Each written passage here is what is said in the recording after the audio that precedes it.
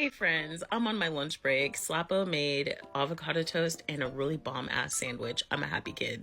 Anyway, I need my cartoon friends. Where are my Steven Universe friends? Where are my cartoon friends? Where are you? Cause I just saw this. No, I'm kidding, okay. Why does Steg have 4 arms and Stevani has 2? Now, in order for me to answer this question, I must answer the question of what is fusion? Here's my theories on fusion. The general consensus I've found from people is they think that fusion is like a relationship, like a romantic relationship between 2 lovers. Here's what Garnet has to say about fusion. Stevani, listen to me. You are not 2 people, and you are not 1 person. You are an experience. Make sure you're a good experience. Now, go have fun. Fusion is an experience. Just make sure it's a good one, right? Fusion can literally mean anything from a romantic partner to your best friend to a person who you allied with just to get back at somebody. 5 rubies working together like a group project to achieve a certain goal, much like you would in school or even at work. 2 close friends moving a drill or some furniture, helping a friend move. And those are positive examples of a relationship with other people. They can also be really toxic relationships. Malachite is a perfect example of that. Jasper coerces Lapis into fusing with her in order to defeat Steven and the gems. But after they fuse, Lapis is like, I actually only fused with you so I could take control. I want to control you because you held me prisoner. You know, it was revenge. That's why they're so deformed. That's why they're so unstable. This is Bluebird. A fusion between a ruby and an aquamarine. They fuse together because they hate Steven with great passion. This also tracks with how Jasper forced fusion with corrupted gems and then eventually lost herself entirely. You can't force people to be in a relationship. You can't force anybody to do anything with you. The more toxic it is, the more defects you will see. Opal might have 4 arms because Amethyst and Pearl have the most clashingest personalities. Garnet has a 3rd eye because Sapphire is always looking to the future and Ruby lets her emotions guide her in the present. In the episode Here Comes a Thought, you really get to see how in sync Steven and Connie really are as Stevani. So why, when Steven and his dad fused, did he look like this? This is from the movie, but in Steven Universe Future, which came after, Steven admits to feeling robbed of his childhood due to his gem upbringing. He wishes his dad was more of a dad. Those feelings didn't just appear overnight, they've been there the whole time, which explains the deformity. Hello, my friend. Okay, so you got me really thinking. So if we're going off the ideology that fusions are relationships, I think this could still work.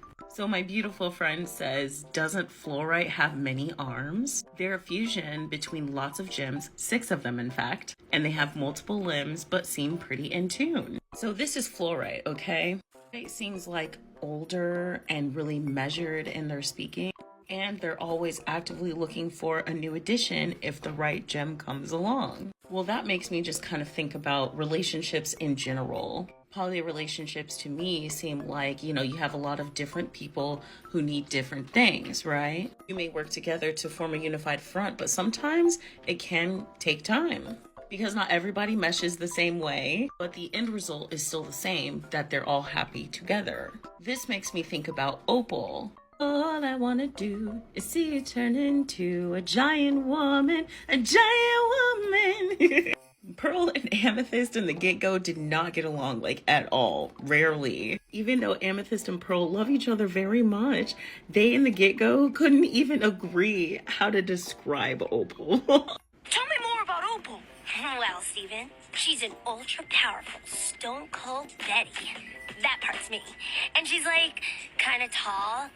That part's Pearl. What Amethyst is attempting to say is, Opal is an amalgam of our combined magical and physical attributes fused into a single entity. That reinforces my idea that even though you both care for each other, sometimes your personalities just kind of clash, which would create a deformity. We never really got to know much more about Fluorite other than she's really loyal to Lars. So I went digging to find out more about her.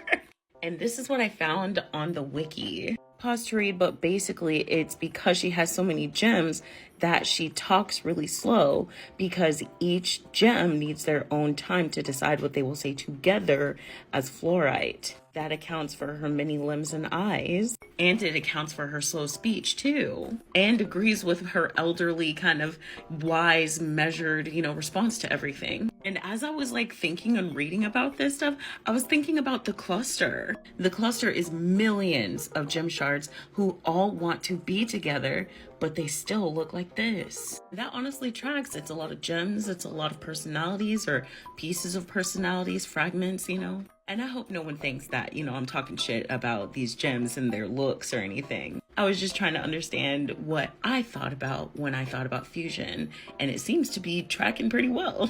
Also, I just found out that this is concept art for the cluster. Like, this came from the Steven Universe art book. Bro, this thing crazy as fuck. It's giving eldritch horror. Hey friends, where my cartoon friends at? Where my Steven Universe friends at? Y'all, so I'm watching season 3, episode 14, Monster Reunion. In this episode, Steven, who recently reacquired his healing spit, tries his luck on Centipeedle, and this is what happened. Also, I just, for real life right now, just thought about how wet them kisses must be.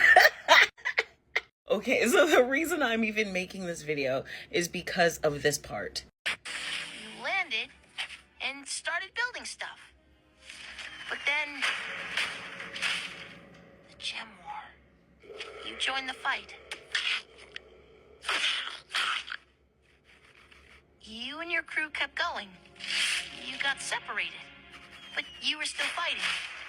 Then, new orders from your commander to retreat. Everyone's running, but from what? You don't know. Where's your crew? Where's your ship? You stopped. You heard something. From the sky, a sound. A song? And then... Senti? He guesses a sound or a song. At first I wondered, when any diamond enters a frame, you hear their specific music, and then I was like, but that doesn't make any sense. But then I suddenly realized, season 1, episode 26, Ocean Gem, Lapis steals the ocean because her gem isn't healed yet. I said I don't want to fight!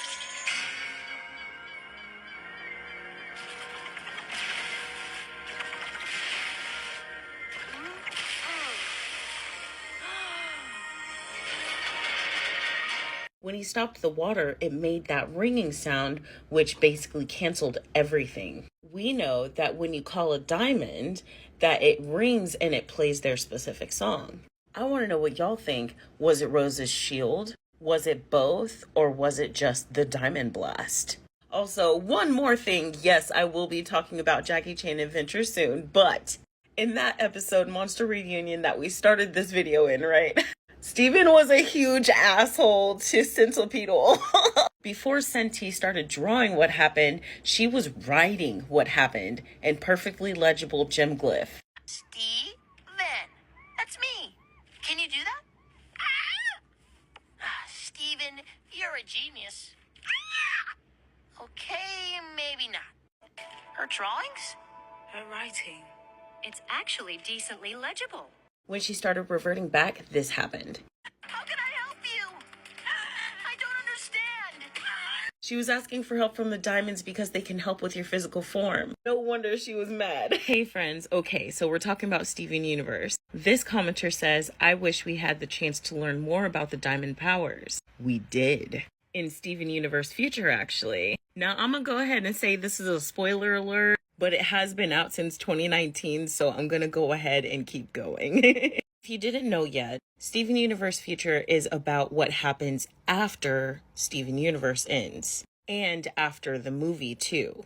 Also, if you haven't seen either of those, this is your moment again to scroll away. But I promise I'm not giving away anything that's like pertinent and deep to the story. I'm just going to simply stick to answering the commenter. So episode 17 of Steven Universe Future is called Homeworld Bound. Steven's having some issues and he doesn't really know what's going on with his body.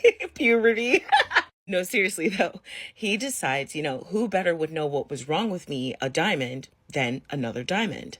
If you're having trouble with your physical form, I know just who you should see. Come on. You startled me. I was just reversing one of my awful experiments. I can't always find every piece, but watch this. What? Hey! Welcome back! After all the damage I've done, it's only right to use my powers for a little reconstructive work on the gems I've hurt. So Yellow deals with the physical. She can even help gems that have been corrupted with their horn size. But that's not what's ailing Steven. If you're going to be upset no matter what, then this problem isn't physical, it's emotional. Go see Blue. That's her department. I realized I must make up for my awful behavior by bringing joy to others. In that moment, my tears vaporized into these clouds, bringing pure joy to all those who came into contact with them. Clouds that make you happy, and she was mad chill. Okay, Blue. I knew that was my favorite color for a reason. Also, the song she sings, this part had me shook. My little reason why you make me want to try loving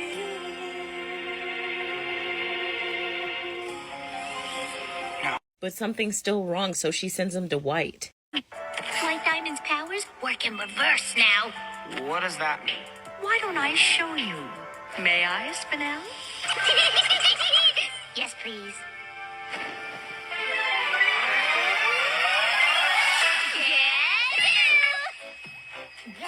Isn't it great? Instead of taking control of other gems, now she can channel our thoughts into her. But that's still not enough, so he goes back home, where something terrible happens. But I'm a good gem. No spoilers for you. Hey friends, where my cartoon friends at? We're talking about Steven Universe. So this commenter says, I think the real question is always going to be, how did Greg and Rose do that and make a person? Once again, I'm throwing up the spoiler alert, because even though the show came out years ago, I don't want to ruin it for anybody. It's a great show, but I'm about to drop all kinds of big points, okay? Okay, let's start with Era 1 versus Era 2 gems. The OG cast, Garnet, Pearl, Amethyst, Steven, are all Era 1 gems. Era 1 is the time when Pink Diamond was still alive. Era 2 is essentially Steven Universe seasons 1 through 5 and ends at the finale. Era 2 gems can't shapeshift, but they have special powers like how Peridot can levitate and control metallic objects. Alright, Era 1 gems can shapeshift. Now let's talk about that. Now, a couple of months ago, Garnet, Amethyst, and Pearl allowed me to x-ray them for research purposes. Their charts look like this. Only their gems appear on a radiograph. In season 1, episode 32, Fusion Cuisine, Pearl admits that she doesn't like eating because she doesn't like the feeling of food going through her physical form. But Amethyst loves to eat. She loves that feeling. That's why she has a sandwich, a tin can, a donut, and a baseball in her tummy. Gems don't really have a need to eat food, so this means to me that Amethyst shapeshifted her body in order to have a digestive tract so that she could eat. Who's to say that Rose didn't shapeshift to give herself reproductive organs? This is Baby Sour Cream. Season 3, episode 16, Greg the Babysitter. Rose admits that she didn't know that babies turned into humans. She thought they were two different species. She and Greg were together for a long time. Who's to say that he didn't bring up to her that maybe he wanted to be a dad one day? Rose, who likes to experience all facets of life on Earth, probably did a ton of research in order to find out what all she needs in order to carry a baby. She shapeshifted, they did the thing, and in turn became pregnant. Steven has a skeleton. That means that she definitely was pregnant. Now, when a gem's physical form sustains too much damage or isn't sustainable anymore, they reform. Big spoilers.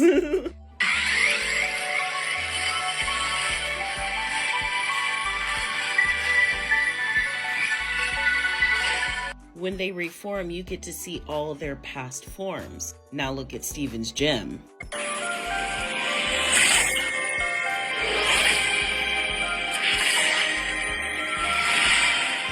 Trigger warning. I think when Rose gave birth, I think Rose literally fused into the baby during the birth.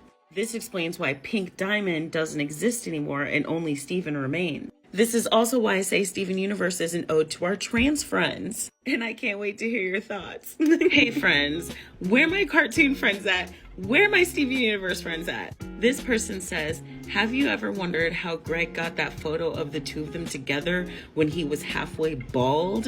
Listen to me when I tell you that this has been itching the back of my brain. Okay, so I'm showing you my actual computer because I can't find a good enough picture of it. But here's the painting. Now here's the photo of them together. You can't tell me that those look really, really similar. So my crazy ass was like, well, who the fuck painted the painting? And it's so obvious. Vidalia did. Vidalia painted the painting. And it would make complete and utter sense because Vidalia has always been chill with the gems. And she's always been chill with Greg. Like, he used to bum around her house all the time. With as much love as she showed for Amethyst and Onion Friend, you can't tell me that she didn't adore and love all of them, including Rose, and felt for Greg knowing that her time was coming soon. What if Vidalia painted the painting? So I Googled it, and that seems to be the theory too. Also, a friendly reminder that Google is your friend. Just do your best because it got significantly easier after I asked about the painting and who painted it. Also, I saw this meme. I know it's not true or whatever, but this meme was very interesting to me. Greg lost his hair while Steven was 2, and this is a photo of him. Must have been taken sometime after his 2nd birthday, meaning she didn't unalive when Steven was born. We know that's not fucking true now, but that timeline be like. So in 3 Gems and a Baby, like the commenter was talking about, Greg's hair looks like that, and Steven is here. That means Rose isn't here anymore. Not to mention Pearl's perma sad face over here. So if Greg's hair looked like that when Steven was just a few months old, he very well might have started looking like this by the time he was 2. Honestly, the best theory I could think of would be that Vidalia didn't even know that Rose wasn't going to exist anymore. And maybe it took her a little time to get out this beautiful painting. Maybe even a couple of years, you know what I'm saying? Maybe she gifted it to Greg, you know? Maybe when Steven started living full-time with the Gems and they built the house, he gave it to Steven and the Gems. But before he gave it to his son, he took a picture of it with the hot dogs because... If every pork chop were perfect, we wouldn't have hot dogs. Brace yourselves.